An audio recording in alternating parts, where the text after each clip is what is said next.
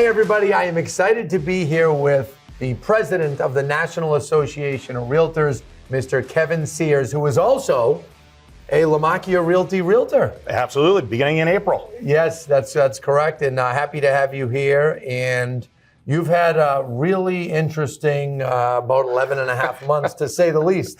An interesting tenure in my leadership journey at NAR, that's for sure. Well, I think back to when you started this journey and, pursuing leadership at NAR. I can't imagine. I mean, we're talking 20 years, but what, about 10 years ago that you really started pursuing to be a leader or the leader? Yeah, I think it was my second time as RPAC chair in 2015 that I realized this is something that could happen. Okay. And but yeah, for me, it's just always be involved, volunteer for the committees, do the work. Yeah. And when you get a job done, people notice and other opportunities present themselves. And that's really what has happened where, beginning in 2011, the first time I was RPAC chair, did the job so well, they wanted me to do it a second time, I guess. Well, and I was, I guess so, to say the least. And I was RPAC chair just for Greater Boston. You were for the whole country. For the whole country, yeah. Yeah, that's a little bit of a different league, folks.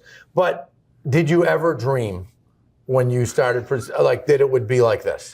No, so no is the short answer. Yeah. But what I have told folks as I've traveled the country is athletics is a great training ground for leadership, right? And one of the things about being on a team is when somebody goes down on the field, somebody else has to go in, right? Yep. And so luckily that mentality is just something that served me very well throughout my entire 30 years in the business, but also in leadership. And that's what happened. Unfortunately, I became NAR's third president in just 4.5 months back in January 8th.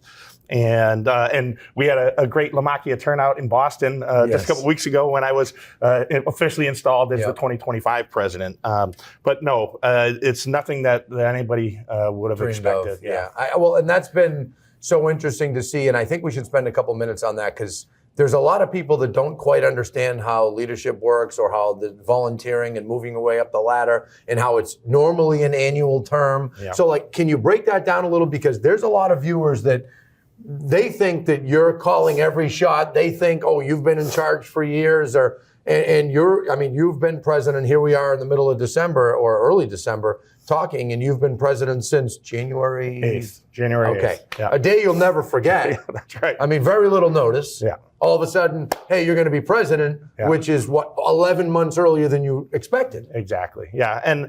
But the phone rang, I answered the call, and the job that needed to get done, I feel very blessed to be in the position to be able to serve the members in the association over the last 11 months as president, and obviously been on the leadership team since 2022. There have been a lot of difficult and challenging decisions, but what I've found is that the leadership team in 2024 and our newly installed team in 2025 have risen to the occasion. And when there's difficult decisions, somebody has to make them, and so I'll stand there and make the decisions, and I'll stand behind the decisions that are made, because anytime we have a difficult decision, we'll always ask ourselves in the room, what's the best thing for the members? Yep. So long as we have that focus when we're making the decision, then I'll proudly stand there and talk about the decisions that were made. Well, and in addition this year, Sears Real Estate became a part of Lamacchia Realty back in April, as you mentioned, but you also sold a few homes this summer. Yeah. And you don't know, but your brother Brian called me one day, he goes, he didn't sell this much last year, now with you, he's selling all these homes. So I thought that was interesting, but one of the questions, and I do plan to get into a bunch of questions that were sent to me from various realtor friends, and I had warned you I was going to go over these, but some of them were, does he sell real estate? And I was like, wow, these people don't understand how this works. Yeah. So I wake up unemployed, just like the other realtors that are watching this. Every morning I wake up unemployed and work with buyers, sellers, tenants, and landlords. I will tell you, this year, by the end of the year, I'll have had 268 days on the road. So that has impacted my business. I have not sold as much this year as in past years. But I mean, in August, I was one of the top agents for the Springfield August. That was when your brother called me and mentioned it on the phone. I can't remember the exact, but he made a point to say, "Boy, Kevin's doing good." Well, and Anthony, I'm sure you remember at Crush It in January when I was on stage, I talked about before the settlement was made and announced in mid-March, I was working with a buyer, a previous client, somebody I've known since high school. And before it was the rule, I had my client sign a buyer rep agreement. Yeah. And you said you hadn't done that before. I had never done that before. And so, I'm going through a lot of the same things that the agents across the country are, the realtors across the country. And there's a little bit of a learning curve, but I feel blessed that because of starting it before it was mandated. And then I know, the training that the company offers is just great stuff to be able to help us to be effective and to better represent our clients, whether they're buyers or sellers. Yeah, well, thank you for saying that. And, one of the biggest questions that I get before I get into these is, why did they settle? They caved. And I heard that from members all over the country about NAR. I heard it from agents at KW, RE/MAX, every one of the Anywhere companies, Compass, everywhere. And you know my attitude. I don't back down from fights. So my initial reaction was, we should fight these people to the death. Well, when people start caving, it creates pressure. But there were also some things that I will admit I learned once the verdict came down, and I will say it till I go to my grave, the wrong way. I will say that forever. I don't know if you want to, but I will. It put a lot of pressure on you guys. And I didn't quite realize that pressure till, So let me talk about the settlement. Unfortunately, I'm sure that some of the viewers have been involved in lawsuits before, right? Before we went to trial in October or the fall, we had settlement talks. During the middle of the trial, we had settlement talks. And then obviously after the verdict came down, we had settlement talks. Once the verdict came down on Halloween of 2023, right after that, copycat lawsuits started getting filed. Right. And so there were nearly 24 across the country that have been filed, naming associations, local associations, state associations, MLSs, whether they were owned by an association or broker owned or for-profit MLSs. They were getting named. Teams were getting named. Individual agents were getting named. Was that a game-changing point? Because I remember, you're talking about some agents in Texas. That I remember, because I remember it hit the news, and I think a bunch of agents that actually pay attention on the news were like, whoa. And was that a point of, give me some inside scoop so as we're having the conversation, what I will tell you, now that the settlement has been approved, we have approval from the judge in Missouri. There have been some appeals filed, which we were expecting, but we are pushing forward. We're going to be making the first payment within 90 days of the approval as part of the agreement. The policy changes went into effect back in August. So those are staying in place, even though there are some appeals. But let's talk about the settlement. So as we were having the conversations, what I can tell you is the goal line kept getting moved. So I thought we were very close several times, and the goal line got moved. So because they wanted more and more and more and more. They wanted more and more and more. Maybe you have to be nice. I don't. And so when we finally came to terms, everything that was in our mind is, I'll just start at the beginning. We feel that we would have had a real good chance on appeal. If we filed an appeal, then we think that it would have been overturned, but likely would have been remanded back to the lower court for another jury trial. And during that appeal, all of the copycat suits would have been moving forward. Okay, so then we looked at, we could have protected the National Association of Realtors alone, filed for bankruptcy. In order to appeal, here's one other key point. In order to appeal, it was a $1.7 billion jury verdict. We would have had to post a bond of up to or almost $1.8 billion, of $5.4 billion. We don't have $1.8 billion, let alone $5.4 billion, because since it was antitrust, damages were tripled. So in order to file an appeal, we would have had to declare bankruptcy. Which I was a proponent of for a while. If we declared bankruptcy, it would have protected the National Association of Realtors from the verdict during the appeal process. it would have removed us from the copycat cases. Yep. But those copycat cases would have slowly churned through the court system. So the agents, brokers, associations, MLSs that were all named in there would have been paying millions and millions and millions of dollars in defense fees, costs. During the worst market in 30 years. Right. So we looked at it. But one of the things for me, what bankruptcy was a non-starter for me because of the impact I think that it could have had on our advocacy in Washington, D.C. and in the Oh, interesting. I thought you were going to say because it didn't defend the members. No. So, and I know that was a concern, but you're saying you think that the advocacy, which many feel, I know I'm one of them, like that's the strongest part of NAR, is all the work that's done on Capitol Hill. Yep. You think if the team's walking in there, I think that would have had an impact on us for sure. But then to your other point where you thought I was going is that it just would have protected NAR and nobody else. Yeah. So then it came to the settlement. Well, and hang on. They knew that, and that's why they kept filing lawsuits, threatening to file more, and then filing them. And every day in the news, they were coming out everywhere. And of course, I'm seeing it, and I'm like, I must be next.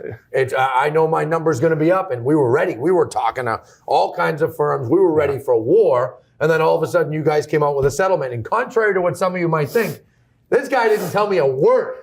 A word.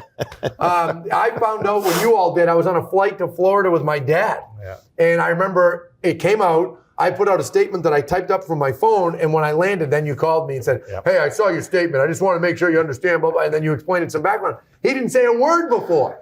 No, I didn't say a word to anybody. I know. Well, that was part of what we needed to do. We keep it church and state on purpose. Yeah, but so now let's talk about the settlement. Yeah. $418 million is the amount that we agreed to pay. Mm-hmm. And we agreed to make two practice changes. One was removing cooperating compensation commissions from the MLS. And the second was that there'd be written agreements with buyers before touring a property. Mm-hmm. So let's talk about the written agreements first. Nearly 24 states already had that as part of their state law or license law, that buyers being represented needed to have a written agreement. So half the country was already kind of in tune with that. Massachusetts, we weren't one of them, so new for us. But we looked at it and said, okay, when we get a listing, we have a contract, we have an agreement, and it's in writing. So, okay, we can do the same thing representing a buyer client. And I want to talk about the Department of Justice. We'll get into it later, but how they came down about questioning the written agreement with the buyer. So remind me. We'll get to that. Yeah. I want to stay back in the time capsule, and just so everyone knows, we're purposely going through the timeline here, and by the end, we're going to be talking into what we see in the future, or what Kevin sees in the future. And so then removing the commissions from the MLS, that was a big practice change. Oh, yeah. But that was a non-negotiable point for the plaintiffs. And so we were negotiating the best that we could, given circumstances that we had with a $5.4 billion potential payout there. So $418 million, and we're going to pay that over 3 years. Within 90 days, the first payment of $197 million will be made, and then on the anniversary of the first payment for the 3 years after that, we'll be paying a little over $70 million. And $418 million, a lot of people are like, $400 million, but that's a part of the 1.7. Now, the 1.7 was against all the defendants. Was against the two corporate defendants and NAR, because two settled before the trial. RE/MAX settled right before, and Anywhere. And Anywhere settled right before. So, we what we were able to do in the settlement was protect over 1.4 million Realtor members. Yeah. We were able to protect, all but 90 or so corporate brokerages that had over $2 billion in sales. And they're pissed? Some are still pissed. We have to talk about that. No, rightfully so. I'll tell you that was one of the things. I mean, I'm a family man, and I feel like we left some of the family out. The only good news is all the agents under those companies were protected by the settlement. So it was literally the 90 broker owners. It was the corporate entities. I mean, they've they've made settlements with negotiated settlements with the plaintiffs separately. And you had said that, and I think you said this publicly too, that they literally would not agree to put them in. Correct, and that was one of the times that the goal line got moved, was when they popped that one on us. And that was because they just saw more money, more, because they're all greedy. Okay. Yeah, and so it was tough, and one of the things that we've realized is that we need to, as the National Association of Realtors, do a better job reconnecting with the brokerages. Some of them have gone cold, right? Since? And our new CEO, Nakia Wright, is doing an amazing job in connecting with them and doing outreach. But yeah, I mean, some of them, like you said, rightfully so, are pretty upset with us. Yeah. Have you guys had progress repairing some of the relationships? Yes. Yeah, we have. Yeah, and we've had some of the folks that, right after it was announced, we had a meeting in Chicago. A bunch of them flew in, and we've been able to. I heard it was a venting session. It was. Yeah. Yeah. They got a couple pounds of flesh out of me for sure. Yeah. But some of the folks that were most vocal, we've been able to continue the dialogue with, and I think they're slowly saying, you know what, we are better with an NAR than without NAR. Yep. And so it's just a matter of being able to continue to show them the value that we have for them, for their businesses, and for their agents. Yeah, no, that makes sense. And you mentioned the CEO, Nakia Wright, and I just want to point that out for a minute. So there is a permanent CEO that runs the business. Yes. And then normally every year there's a new president, why don't you explain a couple of the positions and explain how it works normally? Now you ended up with a longer term. So there are seven members of the leadership team. As the president, president-elect, so in 25, that'll be Kevin Brown from California. First vice president, Christine Hansen from Florida. Mm-hmm. Our treasurer, Craig Sanford from Arizona. And typically an immediate past president. Yep. So you didn't have that luxury based on whatever. So and then two vice presidents, Sarah Lipnitz oversees advocacy. She's from Michigan, and Jennifer Branchini from California oversees association affairs. And with the vacancy on the leadership team, we asked Vince Malta, a past president of NAR in 2020, to serve. So, and he served in 24. He'll serve again in 25. So we're very grateful to have Vince as one of the seven. So so we're the volunteer leaders. Then we have an executive committee of about 75 members, board of directors of about 1,000 members, and then 90 some odd committees. Okay. And then we also have some liaisons. So thank you for saying yes. So you're going to help us repair, the relationship with the brokers across the country, because that's going to be. I will certainly try, but I'll tell you, it's interesting, and I don't think I've ever said this to Kevin. So now I'm going to say it on a podcast. I don't know if he'll appreciate it, but I noticed a little coldness or a little bit of. They don't talk to me as much about the stuff as they did before you were in the company. And I think they think we call each other 7 times a day and explain these details back and forth. But, I'm happy to do whatever I can to help the greater good. I mean, I've not been shy about stating that I think we are in a very important business, and the plaintiff's attorneys clearly undermined that, and they criticized. But, real estate's a huge industry, and we help a lot of people. We're, nationally, we're about 20% of GDP. Think about that one. Yeah, and across the country, any residential transaction typically generates hundreds of thousands of dollars of economic activity in the local community. Yeah. And it varies. Some states it's a little less, and some states it's a little bit more. But we are an engine for the economy, and any harm that is done to real estate can harm the economy. Oh, there's no question about that. I mean, you look what's happened with interest rates. Over the last few years, interest rates went up, and it's a reminder to all of us how addicted our business is to interest rates. I mean, sales, you were just saying sales are going to be down to, I had thought about 3.9, you're thinking lower. I thought it was going to be adjusted to around 3.8 million. Yeah. So maybe it's 3.9, hopefully it's 3.9. And that's national existing home sales, the whole country. Yeah. Now, for those of you that are wondering what he means by those numbers, in a normal year, average year, the last 30 years, about 5.3 million. Yep. This year, we're looking at 3.7. Yeah. So it's our chief economist, Lawrence Yoon, is projecting that we'll have more volume next year in 2025. We're actually seeing a little bit of inventory coming back into the market, which is good. And so hopefully we'll be up, over 4 million, maybe 4.5 million units sold. That's kind of what I see on the horizon. How fast it'll happen, I think depends on rates. It's also, we have a new administration coming in, and I'd want to ask about that with DOJ, but good. What were you gonna say? Well, what's fascinating is if you look at the U.S. population over the last 30 years, population is grown by 30, 40 million people. Yeah. But we're down about 5.5 million new builds in the last 10 to 20 years. And so we have not been keeping pace with population. And so that's why I think people are feeling the shortage of inventory so much. Well, the NIMBY attitudes across the country, not in my, hey, build homes, make it more affordable, but not in my backyard. Yeah. It's a problem. And then, and you and I, heck, we've done work on this together.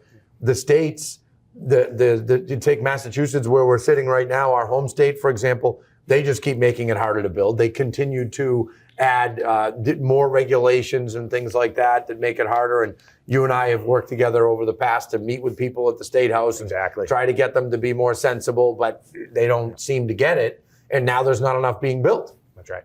It's super interesting. So, all right. Okay, a little bit more, back to the lawsuit. Got to get to some of these questions, and I have some others as well. One of the first questions that popped out at me, and it was such a simple one, but it was a good one. The buyer or seller sign a contract. The signature went on the agreement. Why did the lawsuit even go into anything beyond that? And I remember saying that to Ketchmark in the debate when I said, you just won a case basically making it look like something illegal is happening when co-broking is legal in Missouri. And go ahead.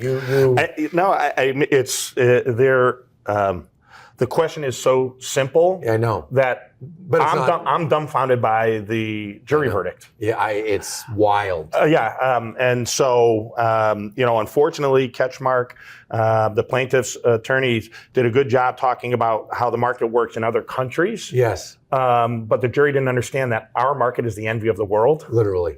Yeah, and so unfortunately, a jury of 8 made the decision. And I heard one of them was sleep. I don't want to criticize them, but they're doing a civil duty. But one of them fell asleep at a certain point, and I don't know. Waters were being given to them, and tissues, and all kinds of other things. Yeah. But it is what it is. It's long over, and we have to move on from it. But it shows the complicated aspect of antitrust law, because there was a tiny piece that he honed in on, and then it just goes to show juries do go the wrong way on things. Yeah. I mean, it does happen. So, and I know it might be in one of the questions, but we talked about this, but over the last week, I've gotten a few emails from some members saying, how can you be happy? How can you tell us it's a good thing that the settlement was approved? I know.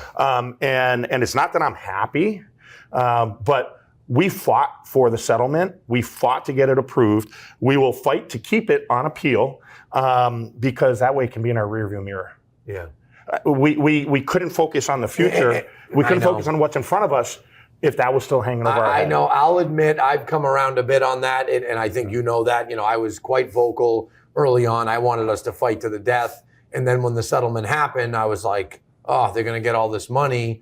We should be appealing. And like you said, the appeal odds looked pretty good. Yeah. Eighth Circuit, a lot of conservative, business-minded judges. It would have been tried by judges, not a jury.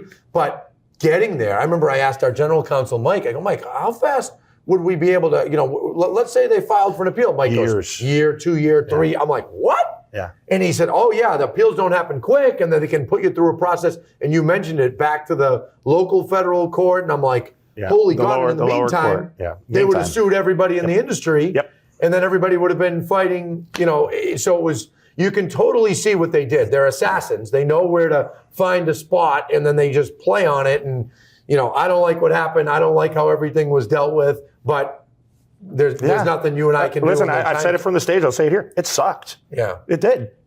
It sucked. But we had to deal with it, and that's what we did. Yeah, and you came into your presidency 3 months after the verdict. Yes. 3 months and 8 days or something after. And hey, welcome to being president. Actually, 2 months, 8 days. Yeah. November, December, You're right about that. Yeah. And it's interesting.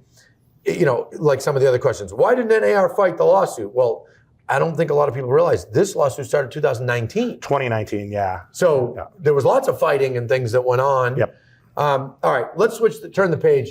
Department of Justice, someone said the Department of Justice continues to weigh in with the threat of future lawsuits and antitrust violations. I mean, what they pulled last week was just another example of this specific Department of Justice overreaching as always. And I read an article in the Journal, and I know I'm supposed to ask him questions, but I just want to say all this. Article in the Wall Street Journal a month ago, over 40% of S&P 500 companies are either under investigation or under lawsuit by this Department of Justice, most in history. So they just hate business. You've met with these people. You said you're meeting with them again pretty soon. Yeah, yes. Can you ask them, say, Anthony Lamacchia wants to know, do you just hate business? Do you hate capitalism? No, I will not ask them that. I'd love to. If you watch this, I want to know if you hate it, because I think you do. So what I'll tell you is early June, I get a text message about 9 o'clock at night from our general counsel at the time, Katie Johnson. Yep. And she said, are you free for a quick call? Yes. She said, the Department of Justice wants to meet with us. I said, okay, great. They want you there. They specifically said, we want Kevin Sears at the meeting. I was like, oh, okay. And so that night I actually slept fine, no problem. I like telling people I slept like a baby. I was up crying every couple hours. No, I'm kidding. But no, I slept fine. But the next morning I said, why did they ask for me? And they said, because he's the one that's doing the videos. So they've seen me, I think they saw a video of me on the Crush It stage in January. And, I was traveling around the country talking to members about the settlement. I was doing my on the road videos. And so I said, okay. And so people ask me what my highlight of the year is. I actually think it was June 26th when myself and 4 other members of the leadership team met with the Department of Justice and defended our industry, the way that we operate, how we are pro-consumer, and how we have 1.5 million entrepreneurs who wake up unemployed every morning, but they choose to do this and they put the consumer first. And so we talked to them about, they wanted complete decoupling of cooperating compensation. They want sellers to be able to do it. And I said, listen, it's allowed, explicitly allowed in 40 states, implicitly allowed in the other 10. And if you don't want commissions, if you want a complete decoupling, then you need to do the hard work and go to each state legislature and lobby them to change the law. Yeah. So now they, one other person was with us. So it was myself, Kevin Brown, Vince Malta, Nate Johnson, and Sharon Millett. Were the 5 from the leadership team that were there.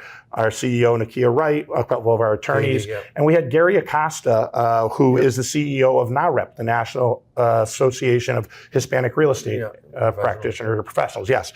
And so we had Gary there very specifically because we wanted to talk about the fair housing issues and implications of what the Department of Justice was saying they want to see happen. And at that meeting, they said, nope, we're not going to talk about fair housing. We want to talk about these 3 things. We talked about it. But they promised that they would meet with us again to talk about fair housing. So December 12th, I'll be traveling to Washington, D.C. on behalf of the National Association of Realtors. We'll be going in with a handful of real estate practitioners that have real life experience and are going to communicate, to the Department of Justice what, if they got their way, what they believe would happen in the market. So I'm excited about that. But what the Department of Justice did last week was very disrespectful, not only to the plaintiffs, to everybody involved, not only to the defendants, but to the court. Yeah. So disrespectful. Giving them a brief 40 hours before the final, or less than. Last Sunday night, yeah. Yeah, and so, one of the things that they talked a little bit about complete decoupling of cooperating compensation, but they focused most of their attention to a written buyer agreement or a written agreement with the buyer. And they think that is going to alleviate competition. So do they have a problem with written contracts with sellers?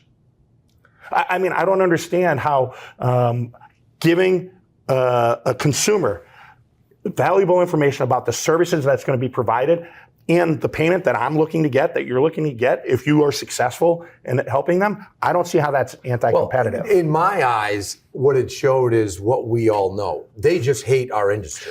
They don't like realtors. They don't like business. And so they just want to cause trouble. And if you read it, which I read every bit of it, I did videos on it, they're honing in on the buyer agreement, and you could even tell by some of the wording, they don't quite get it.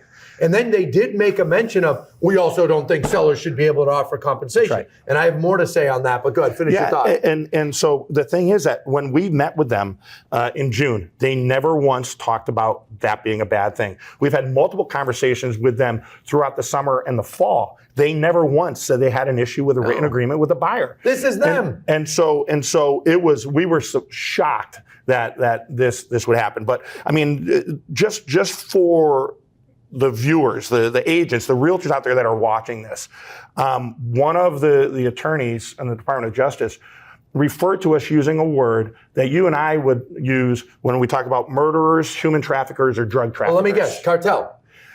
So disrespectful. We were there to see. Well, that's what Ketchmark was saying all over television a year ago, and why I started doing my videos. And he said at the beginning of the debate, I'm not using it in the modern day term. That's how we take it. Yeah. So we were there and trying to find common ground. Yeah. And one of the attorneys did this. And I give Sharon Millett a ton of credit. She's from Maine. She was president of NAR back in the 90s. But she just calmly said, you want us to be at the table to have conversation with you to see if we can find common ground, and you use that derogatory word. That's how I feel. And so she was so much nicer than I would have been. So I was glad that she was there. But I mean, that's the mindset of some of the attorneys in the Department of Justice. And there was one who obviously, I think she must have had a bad experience, right? And I just leaned over and I said, you obviously had a bad experience, and I am sorry. I sure hope that person was not a realtor. If they were, give me their name. I'll kick them out. I mean, I don't know if I can kick somebody out, but it's like, I know what you mean. But it's like, don't use one bad apple to define us all. There's 300. Well, now there's close to 400 million people in the United States. There's 1.5 million realtors, despite the disruptors wanting it to be less. You're going to have some bad actors in every industry. But there's another 1.5 million to 2 million licensees that aren't realtors. That are non-realtors. Right. Now, I want to hone in for a couple minutes on two things. So they made noise about the buyer-broker agreement, but the judge clearly didn't. I mean, I don't even think he listened. I'm sure he put on a good act for it, but on that, we were with the judge. As frustrated as I was with this judge throughout the case and favoritism that seemed to go the other way, I'm saying that, Yes, you are. No, I'm not. But I actually was like, he's right, right? Then they also said, sellers shouldn't be able to offer compensation. And this is what pisses me off so badly, is all these people that have no understanding. When I debated Ketchmark, I said to him, you have no understanding. I didn't just say it then. I said it on the phone with him. I said it many times. The mortgage finance system does not allow people, brokers, buyers, sellers, to take commission and put it on top of what they're financing. And that would be a personal loan. It doesn't work. Oh, no, we can change regulations, blah, blah, blah. That's what they said. It's bullshit. Here we are, 120 days in, or maybe a little more, since August 15th or 17th, or even further along in New Hampshire. Guess what? Over 90% of the transactions that are happening in our company, which is a lot of transactions, we'll sell close to 5,000 homes this year. Guess who's paying the compensation? The seller. The seller. The buyers are requesting it. It's being negotiated and as part of the buyers are requesting it. It's being negotiated. The seller's paying it. So these people went out and caused this whole mess. And in the end, sellers are still paying it. And it goes on. Now, I will admit, I do like the fact that agents are doing more training. Yeah. There's some peripheral things that I say, okay, well, that's good to see. But the good news, though, Anthony, is that the agents that are following the rules are having an agreement signed with a buyer. Correct. And the buyer is being educated that if the seller doesn't agree to pay, that they will. Yep. And we're seeing that happen too. So I think it's funny that most sellers are agreeing to pay it. Yeah. That's the interesting part. Right? Yeah. Sorry to cut you off. No, that's okay. So you get to look at your company numbers. I don't know what the numbers are across the country. Yeah. But what I'm hearing is the way that it's being negotiated and as part of the purchase contract. Now, any insight, and maybe it's awkward to say this a week before you're going to meet with the DOJ, but any insight into what you guys expect to be different when the Trump administration comes in? So obviously there will be some changes. I don't know how deep the changes will go. What we will what we expect is that some of the attorneys a little higher up will be sticking through any transition, but whenever a new administration comes in and they appoint their people to the Department of Justice, we're going to be willing to work with them. Listen. During the first Trump administration, the Department of Justice investigated us. We came to an agreement, and so I don't think that the Department of Justice is necessarily going away, but I think that things will be a little different. And let's just talk about that. And we made an agreement with the Department of Justice in 2020, right? We negotiated during 2020, and it was in 21 when it was rescinded under the new administration. Now, the reason that investigation was opened back up in 19 is because the prior agreement that was 10 years or something had expired, so it was up for review. And I want to stay on this for a minute because there were a lot of people that said, why is the Department of Justice looking at us at all? And as much as we are the most competitive business out there, and so I'm dumbfounded. But what I'll tell you is, but it's a big business. Any big business. So when we met with the Assistant Attorney General Jonathan Cantor, very nice gentleman. I enjoyed the conversation, but he held up a piece of paper, and it was double-sided. And he says, over the last 70 years, we have 38 investigations of the National Association of Realtors. And I said, you were appointed in November of 21. I was elected in May of 22 on the leadership team, November of 22. Let's talk about the last couple of years. I don't want to talk about the history. I said, if we have to go back to any point, I became licensed in a realtor in 94. So please don't go back before that. They talk about some stuff that happened in the 60s and early 70s. I said, I wasn't even born yet. Well, Ketchmark did that. Remember when he held the MLS book up? Yeah. Hey, are you Lord here if you're not a member of the club? Yeah. And I said, those were last years when I was in middle school. So, but that's part of the antics. And got to say, the guy's a good attorney. He did that in the courtroom, and it makes the jury, and then convinces them. Yeah. So, I'll tell you what I hear and what I hope, and you can tell them I said this. I know that these folks are really going to love me there. I hear that a large swath of the upper echelon is getting fired, and I'd love to see it. What I'm going to tell you, Anthony, is I will work with anybody at the Department of Justice that's willing to work with us. Because if we can negotiate some peace, then that's what I want to do. Of course. Because just like the settlement and getting in rearview mirror, I'd sure love to have a little calmness when the government's involved. Well, speaking of that, one of the people asked, hey, what did you guys learn that you'll do different moving forward based on going through this? And, if we talk about like the next 5 years, now sales are happening. I've said all along, no matter all the bad talk, buyers and sellers still want realtors, and the disruptors hate that. Yeah. And I love it because they hate it. August 17th, August 16th, the sun set. August 17th, the sun rose. We had new practices, the practice changes went into effect, and we were still able to work with sellers. We were still able to work with buyers, help people achieve the American dream. The goal for me is to make sure that a realtor remains in the center of the transaction. Right?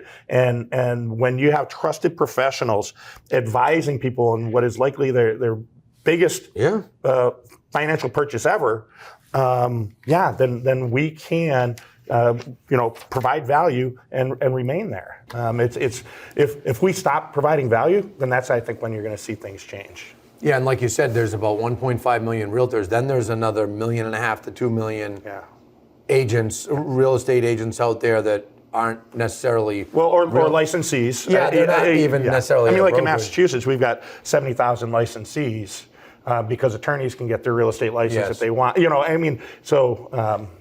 yeah. Well, and I understand. And moving forward, what defense mechanisms is the National Association putting in place? What I hope we're going to be more feisty. I'll say that, and I've said that to you online, offline. And I have to say, when I talk with Lamacchia, I like her. She's definitely got some feistiness, and I think that's going to bode well for us moving forward. Yeah, I don't know how much you want to comment on that, but please spill all the beans possible. And Lamacchia's great, and she. Oh, you guys gave her the permanent job. We gave her the permanent job in August. We announced it right after the rule changes went into place. But she's great, and she is a fighter.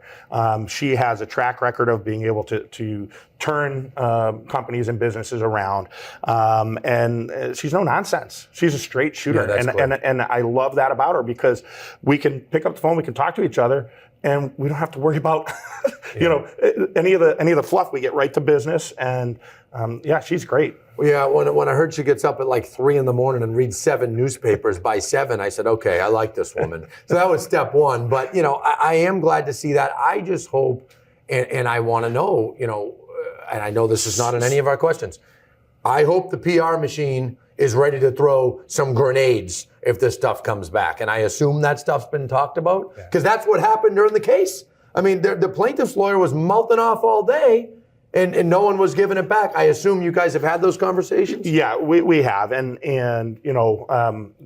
at some point we have to go on the offensive. That's right. And so we're having those conversations about what that looks like for us. I will say that, one of the things I'm most proud of during the year is the way that we've ramped up communications, not only to the members, but to the general public and the media as well.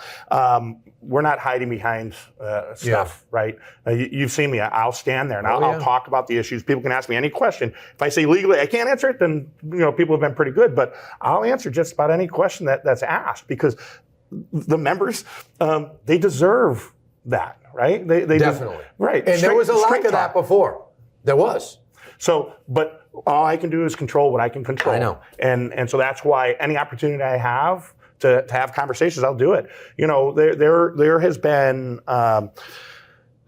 Inman over the years it's been a strained relationship. Yeah. And I said, well, what do we need to do to fix it? Let's build some bridges. Yeah. And so I've met with their CEO, Emily, a couple of times. We've had some communications. I've enjoyed the meetings. I was in Las Vegas at their big event over the summer, and I was on the big stage answering tough questions. Actually, I was on the stage twice, once with the brokers and then once on the main stage. And the fact that the next morning, Brad Inman actually paid a compliment to not only NAR, but to me. Yeah. Okay.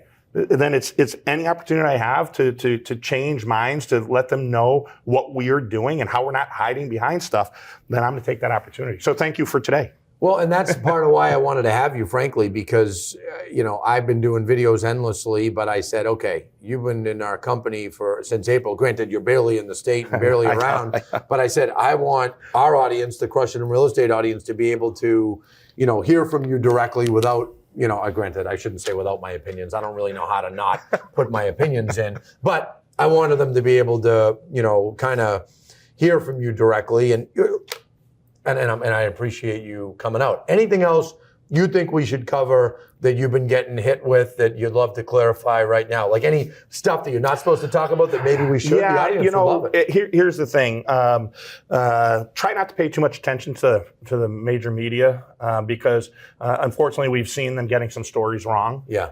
Misinformation. Oh, you mean like the New York Times, Deborah came in. Half-truths. Yeah. We're expecting that they're going to be putting out another article by week's end, and maybe by the time this podcast goes live, it might be out, and they're going to talk about our advocacy shop with misinformation. We're a very bipartisan advocacy organization, and I think that the reporters' true political colors will come through in the bias that is projected in the article that we're expecting. So interesting. So you've been tipped off somehow. Well, we know the question based on the questions that she's been asking. Ah, interesting. Yeah.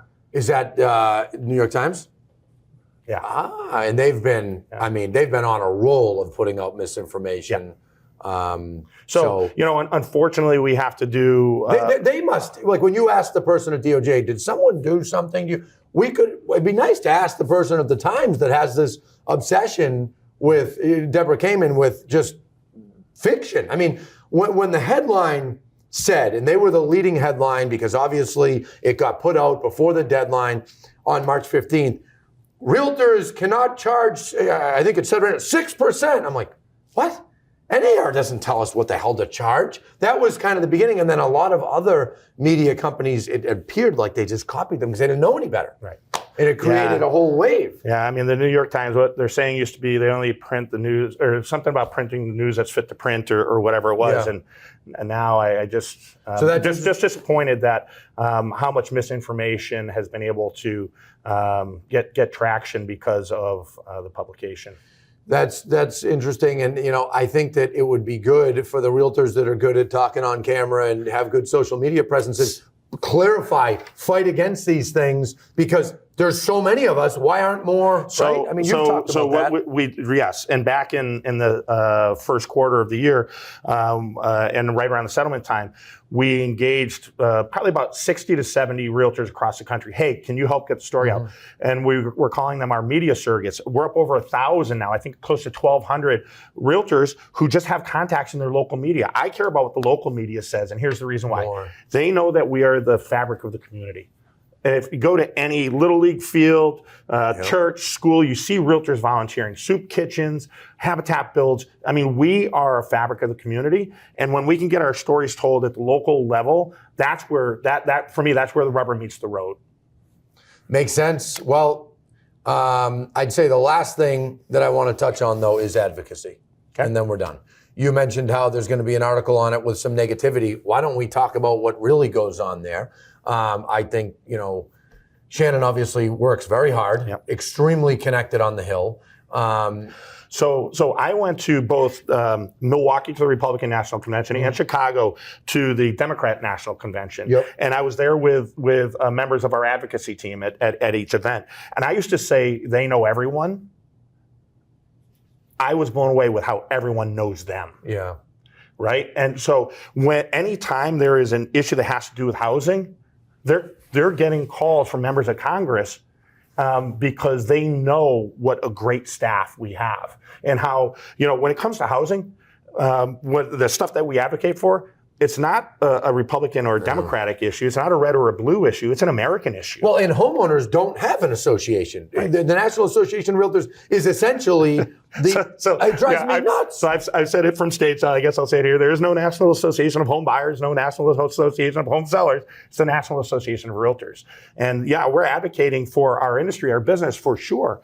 But we're advocating for Americans' abilities to freely buy, sell, lease, and transfer real property. There's no other group that's doing that. And when you think about, heck, how did you and I meet? I was going to Washington without NAR, setting up meetings with various government agencies, Financial Services Committee, telling them how homeowners were getting screwed by mortgage servicers who were essentially railroading people into foreclosure when they could be doing a short sale. And then I got connected with NAR. Then you and I met. Let's give a shout out to Joe Ventrone. Yes, that's right. Joe, I remember Charlie Dawson came in the room. Because I said, I'm going to be in D.C., maybe I should go over to NAR. I called Charlie Dawson, didn't really know him, but I dealt with him months before on some issue that I had gotten connected with him. I says, hey, I'm going to be in D.C. next week. I'd love to come by and meet. I didn't even know what I was doing, right? I go meet him. I tell him the meetings I just had, FDIC, FHFA, FHA, Congress, et cetera. And he goes, are you a Kennedy? Are you related? And I go, no, what are you talking about? He couldn't believe the meetings. He walks out of the room, comes back in. That's how Joe and I met.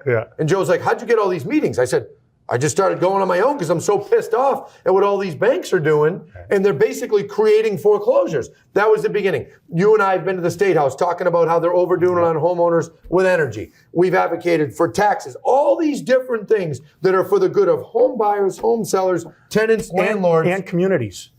Yes, as a whole. But the point I'm getting at is this is my 20th year in the business. Last year was my, obviously, 19th. It took me till 19 years in the business to do videos and advocate for agents because we were being attacked. Literally attacked from every angle. So the work that they're doing in D.C., taxes, mortgage interest reduction. Why don't you give a quick... 30-year fixed rate mortgage. It's a staple. There's only one other country in the world that has anything comparable to it, right? And that's what makes housing affordable here in the States is having that 30-year fixed rate mortgage. But flood insurance is an issue we're always fighting for. Recently with the inventory shortage, we've been fighting for tax incentives for either conversions of commercial properties into residential units. Investors. Investors. We're advocating, say, hey, if there's a small mom and pop landlord that's willing to sell, one or two of their properties, that will reduce or eliminate the capital gains tax. Well, that will free up inventory. And so we're trying to think of different things. Well, protecting the 1031 exchange. I know Biden's administration 3 years ago, they wanted to cut that in half or eliminate it. Yeah, and in 2025, it's going to be a big year for us because the tax Trump from the first administration are set to expire, and so there's a lot of things in there that we're going to fight to either maintain or improve for the betterment of like salt. American consumers. Yep. Yeah, I know that was one. Yeah, standardized. Yeah. Indexing What is things. state and local tax? State and local tax. Yeah. But then indexing things as well, because the numbers that were set in 2017, 2018. Yeah. You know, based on the inflation that we've seen over the last 3-4 years. So it has to be indexed. And there's a team of how many people work in the Hill every day? And between the Hill and the regulatory agencies, how many people? Yeah, you put me on the spot but there. Roughly. 20, 50? So I mean, for Hill staff, we're talking 12 to 15, and then we've got a staff that will go out to the different states and local associations, another a handful there on the regulatory stuff. I mean, there's got to be probably 40 people there. I mean, it could be 75 people. And see, that was my epiphany in 2011 or 10 when I went to DC. I remember sitting across from Joe Ventrone, and I told him the meetings I had, and he goes, Anthony, you met with this person, right? I said, yeah, how'd you know? He goes, Anthony, we know all those people. And then they started inviting me to meetings they were having. I remember I went to Chicago and different places, and I'm like, holy shit, they're working on all this stuff. And then I realized they were working on it way more deep than I was. They knew. No, but they knew the people. But this is the thing.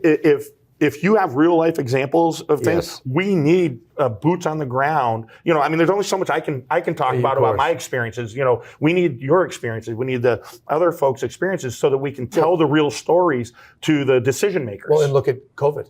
I never told this story publicly, but COVID hits a weekend. Everybody's constrained to their homes. NAR calls me. Hey, we're having a meeting with CFPB.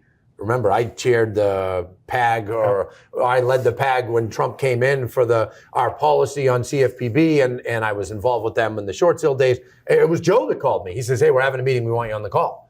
So I get in the call, and I just contributed what I could. But that's a perfect example that the average agent doesn't see is NAR was in touch with all these different agencies, making sure that open communication exists. It's really just DOJ that everybody's pulling their hair out. And then here in Massachusetts, the realtors were involved with the executive offices. We were deemed essential, like that. We were deemed essential. I don't know if I've ever told you this. So the list comes out, and we were not expressly included in the list. And so I called Karen Polito, the lieutenant governor. I said, hey, Karen, I said, we need to be able to do business. We need to transact. I said, we have $7.4 billion worth of pending sales right now. And if you don't deem us essential, poof, that goes away. Yeah. And that was only MLS PIN. That didn't include the Cape and the Berkshires. Yeah. So I think with those included, it was closer to $10 billion of economic activity that would have gone away. And you can't stop buyers and sellers from buying and selling. Right. So within 48 hours, the list was amended, and real estate practitioners were deemed to be essential. Yep. And we were one of the first states to do that. Yeah. And well, thanks for that. Yeah. And it's necessary. And I wanted to point that out. But it's the connections that we make and the insight that we can have for the decision makers to make the right decision. That's right. And then the last part I'll mention is, these articles like the Times, and I'm sure they're going to do it. They're going to say, they donated more money than any other association. Okay, that's how Washington works. I don't know how else to say it. Find me an industry that isn't tied in politically somehow. I mean, that's the way it goes, and they demonize it, and it's like, wait a second, why is it bad? Sorry, I'm supposed to interview him. Why is it bad that the National Association of Realtors makes political donations based on what will help home buyers and sellers? Please explain that to me. So what I'll tell you, Anthony, is we're pretty much an incumbent-based PAC, right? I can't even sit down anymore. I'm so fired up. And so if, depending on who's in control of the House, the Senate type of thing, our numbers are going to pretty much reflect it. But in the last election cycle, we're pretty much 50-50. But I wouldn't be surprised if she only highlights the money on the right that, yes. So based on the questions, you suspect that? Yeah. And so we had to show her, no. We gave to this Democratic committee. We gave to this, and we ran opportunity races and independent expenditures for these, for all the folks. And, what we're going to do is we're going to support those people that are good for housing, good for our industry. And it doesn't matter to us whether they're Democrat or Republican. Yeah. If they are good on our issues, we're going to support them because we want them to be in the seat to do the job. And to help home buyers, home sellers, tenants, landlords. Well, listen, we obviously can go on all day long, you and I. We're 1 hour in. We could keep going. Any last thoughts you want to mention? I just want to say thank you. Again, any opportunity I have to have a conversation, to let the members know what the association is doing, because I do, unfortunately, there is sometimes a disconnect between the members and the association. I saw that in the questions. Yeah, and so if they actually listen to us, they'll realize I'm an everyday average realtor, just like they are. We're making the decisions to the best of our ability for the membership, and I believe that for the $155 for 40, about less than $200 that they pay in annual dues, I think they're getting the portion that goes to NAR. They're getting back way more than what they're paying in. Just the products, the tools, the resources, the education, and the advocacy that we're providing. It's thank you. I will admit, I was one of those people that I used to complain about my dues. And then when I met Joe and I started learning all that NAR was doing, I was like, oh my God, our dues are cheap. Yeah. Once I actually learned, I understand there's frustration towards the organization. And heck, I've expressed some frustration just, on the case and this and that, but it's in the past. We got to move forward. And, one thing about our business, it never sleeps. Nope. Well, and there's always going to be challenges, and just know that we're prepared. We'll deal with whatever comes at us, and I think that we've got a pretty good 2025 looking ahead to it. Well, thank you, Mr. President. I appreciate it very much, and for those of you watching, you can follow Kevin on Instagram. You can follow, pay attention to those emails that say Kevin Sears, President, NAR. If you read them and you click in, there's a lot of good information on there. And that's it, my friend. Once you're through this storm, you'll be back selling more. That's you keep your brother happy, it'll be great. So thank you. I appreciate it very much. All right.